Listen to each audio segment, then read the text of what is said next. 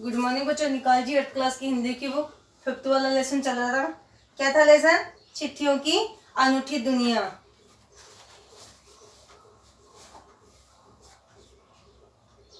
Twenty 4 page number पे देखिए, third वाला पैराग्राफ से स्टार्ट करना है।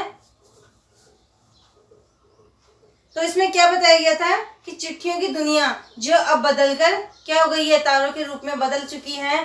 अब क्या हो चुका है, इंटरनेट वगैरह आ चुके हैं, जिससे मोबाइल वगैरह बन चुके हैं और अब धीरे धीरे इनकी अहमियत कम हो रही है। पिछली शताब्दी में पत्र लेखन ने एक कला का रूप ले लिया। पिछली शताब्दी में पत्र लेखन ने क्या किया, एक कला का रूप ले लिया। डाक व्यवस्था के सुधार के साथ पत्रों को सही दिशा देने के लिए विशेष प्रयास किए गए। तो डाक व्यवस्था के सुधार के लिए आते हैं, आज भी चिट्ठियां वगैरह आती हैं, लेकिन जहां फोन की मोबाइल की सुविधा नहीं होती है उसी के वहां से आती है। जो कागज होते हैं, जो लिखित कागज होते हैं, वो डाक के द्वारा आज भी हमें प्राप्त होते हैं। सुधार के साथ पत्रों को सही दिशा देने के लिए विशेष प्रयास किए गए। पत्र संस्कृति विकसित करने के लिए स्कूली पाठ्यक्रमों में पत्र लेखन का विशेष विषय भी शामिल किया गया। आप लिखते हो, इंग्लिश में भी लिखते हो, हिंदी में भी लिखते हो, लेटर, एप्लीकेशन वगैरह, पत्र वगैरह लिखते हो, तो वो इसी के अंदर बताया गया है कि आज भी स्कूलों में ये चीजें प्रचलित है। भारत ही नहीं, दुनिया के कई देशों में ये प्रयास चले और विश्व डाक संघ ने अपनी ओर से भी काफी प्रयास किए हैं। विश्व डाक संघ की ओर से 16 वर्ष से कम आयु वर्ग के बच्चों के लिए पत्र लेखन प्रतियोगिताएं आयोजित करने का सिलसिला सन 1972 से शुरू किया गया। अंडरलाइन कर लेना इसको। विश्व डाक संघ की ओर से 16 वर्ष के कम आयु वर्ग के बच्चों के लिए पत्र लेखन प्रतियोगिता आयोजन करने का सिलसिला सन 1972 से शुरू किया गया। यहाँ तक अंडरलाइन कर लेना इसको। जो लेसन पढ़ाती हूँ उसके बीच में जितना लेसन पढ़ाया है उनके क्वेश्चन आंसर खुद बना के लिखोगे। लेसन के अंदर से क्वेश्चन आंसर बनाओगे और लिखोगे। यह सही है कि खास तौर पर बड़े शहरों और महानगरों में संचार साधनों के तेज विकास और अन्य कारणों से पत्रों की आवाजाही प्रभावित हुई है, पर देहाती दुनिया आज भी चिट्ठियों से ही चल रही है। जहां मैंने कहा नेटवर्क की सुविधा नहीं है, मोबाइल वगैरह नहीं है, वहां आज भी क्या हो रहा है, चिट्ठियां वगैरह पहुंचाई जाती है। फैक्स, ईमेल, टेलीफोन तथा मोबाइल ने चिट्ठियों की तेजी को रोका है। पहले चिट्ठियां जो चलती थी उनकी तेजी को किसने रोका है? मोबाइल ने, ईमेल ने, फैक्स ने, इत्यादि ने। यह व्यापारिक डाक की संख्या लगातार बढ़ रही है। अब क्या हो रहा है, जो हम कार्य करते हैं और जिसको हम लिखित रूप में रखना चाहते हैं उसी के अंदर अब पत्र का प्रयोग किया जाता है। जहां तक पत्रों का सवाल है, अगर आप बारीकी से उसकी तह में जाएंगे तो आपको ऐसा कोई नहीं मिलेगा जिसने कभी किसी को पत्र न लिखा या न लिखाया हो, या पत्रों का बेसब्री से जिसने इंतजार न किया हो। पहले जो आपके दादा दादी हैं उनसे आप पूछना कि क्या आपने कभी पत्र लिखे हैं, क्या आपने कभी पत्र पाए हैं, तो वो आपको बताएंगे कि हाँ पाए हैं, लिखे भी हैं, और किस प्रकार से वो पत्र लिखते थे, किस प्रकार से भेजते थे, उसकी जानकारी आपको अच्छी तरह से मिल जाएगी। हमारे सैनिक तो पत्रों का जिस उत्सुकता से इंतजार करते हैं उसकी कोई मिसाल ही नहीं है। एक दौर था जब लोग पत्रों का महीनों इंतजार करते थे, पर अब वह बात नहीं है। परिवहन साधनों के विकास ने दूरी बहुत घटा दी है।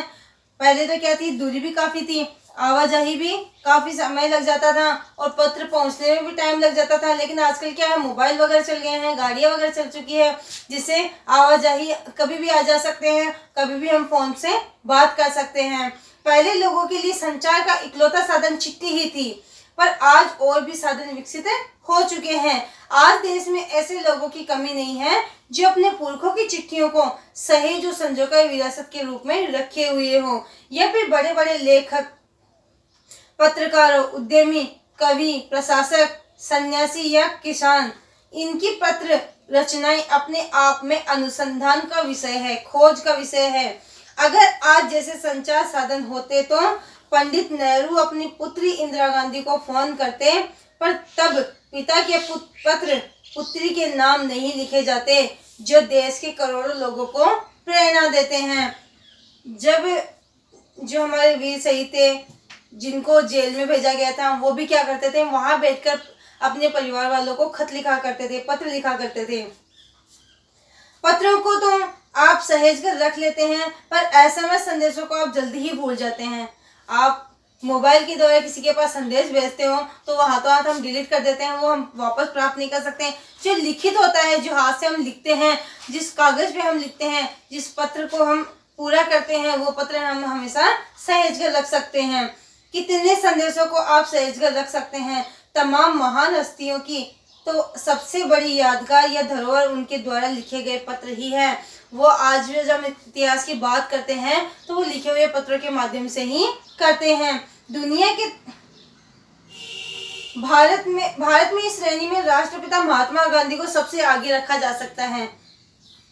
दुनिया के तमाम संग्रहालय जानी मानी हस्तियों के पत्रों का अनूठा संकलन भी है।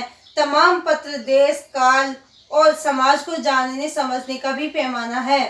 भारत में आज़ादी के पहले महासंग्राम के दिनों में जो कुछ अंग्रेज अफसरों ने अपने परिवारजनों को पत्र में लिखे, वे आगे चलकर वह बहुत ही महत्व की पुस्तक तक बन गए। इन पत्रों ने साबित किया कि यह संग्राम कितनी जमीनी मजबूती लिए हुए है।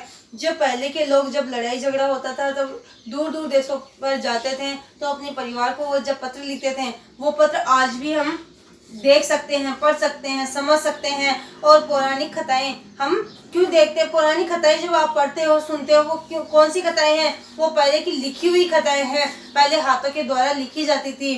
पहले ये मोबाइल वगैरह, टेलीफोन वगैरह नहीं थे, तो हाथों के द्वारा पत्र पहुंचाया जाता था और पत्र के माध्यम से हम संदेश प्राप्त कर सकते थे।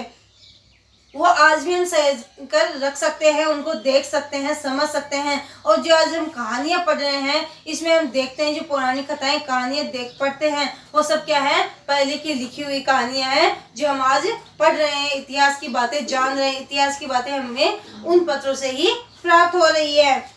तो कहने का मतलब ये है कि पहले जितनी अहमियत थी, अगर आज भी हम उनकी उतनी अहमियत रखेंगे तो आने वाले समय में हमारे बारे में जाना जाएगा कि पहले का समय ये था, उस समय ऐसा होता था। आज हमारे लिए कोई भी नहीं जान पाएगा कि आगे आने वाली पीढ़ी हमारे बारे में इतना नहीं जान पाएगी जितना कि हम जान रहे हैं। पहले की बातों को हम जान रहे हैं। ठीक है, आगे की कहानी, आगे के बारे में इसमें क्या बताया गया चिट्ठियों के बारे में, उसकी बात हम कल करेंगे। Thank you.